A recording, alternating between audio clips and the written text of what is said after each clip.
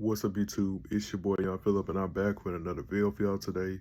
And before we get started with today's video, make sure to click the like button down below, give it a thumbs up. Make sure to click that subscribe button, but make sure to click the bell so y'all can be notified and don't miss any of my videos. Today's video is simply titled Pros and Cons about Boxing. So without further ado, let's begin.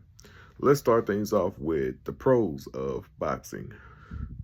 One of the things, of course, the pros about boxing is, of course, stepping in the ring, going toe-to-toe, you trade punches and whatnot. You got to make sure these some clean, effective punches that's going to get you points so you can win by decision. Another thing that I could say that's like part of the pro part of boxing is collecting belts as you continue to progress in a division that you're in, the weight division that you're in. It don't matter if you're in the heavyweight division, light heavyweight, middle, welterweight, lightweight, or featherweight, or flyweight, or bantamweight. You still trying to get that belt. You're trying to get that belt.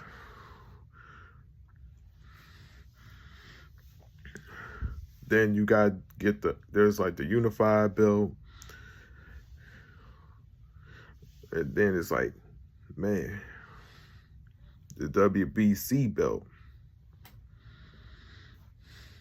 That's one of the other things you got to also focus on as well. Another part that's like a pro, like one of the pros about boxing, I would say, in my eyes, that's like one of the pros is training, putting in hard work, putting in blood, sweat, and tears so you can win for when fight night arrives. And one of the last things about the pros about boxing is if you work hard and you put in a whole lot of effort when you in the gym training for every single matchup you about to do, you will always have an undefeated record. Like no matter what. Look at Floyd Mayweather. He has an unbeaten record in the professional ranks. He has never lost to anybody ever since he became a professional fighter. And that's major facts right there. Now it's time to talk about the cons of boxing. The first con of boxing, of course, you have to deal with a fighter that fights dirty. Because we live in a boxing world where you have people that don't want to fight clean. They'll do whatever it takes to be extremely foul and trifling as hell. That's one of the things you got to deal with. It don't matter if they hit you behind the head or low blow you or try to intentionally headbutt you. And I'm surprised they don't get no point deductions for the intentional headbutt. The only person I know that got a point deduction was Victor Ortiz in his fight with Floyd Mayweather in 2011 for the intentional ass headbutt.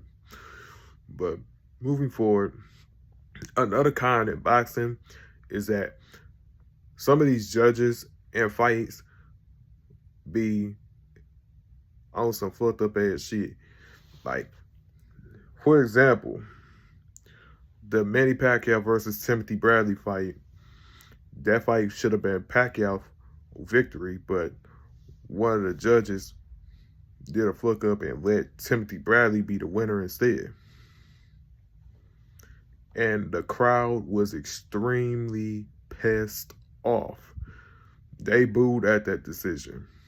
Because I'm pretty sure y'all watched boxing fights where the fighter that you wanted to win did not end up winning by decision. Because some of these judges do not know how to score these fights.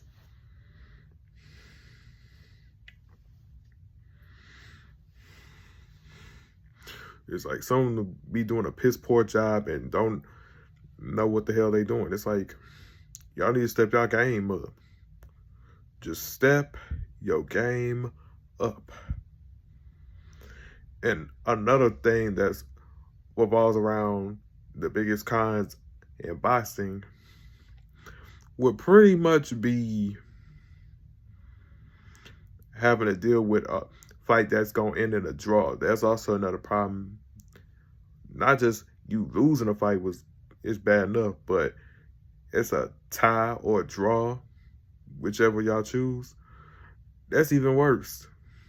It's like nobody won, so it's just a tie. It's like, come on. That'd be irritating the hell out of me. It's like somebody got to be the winner.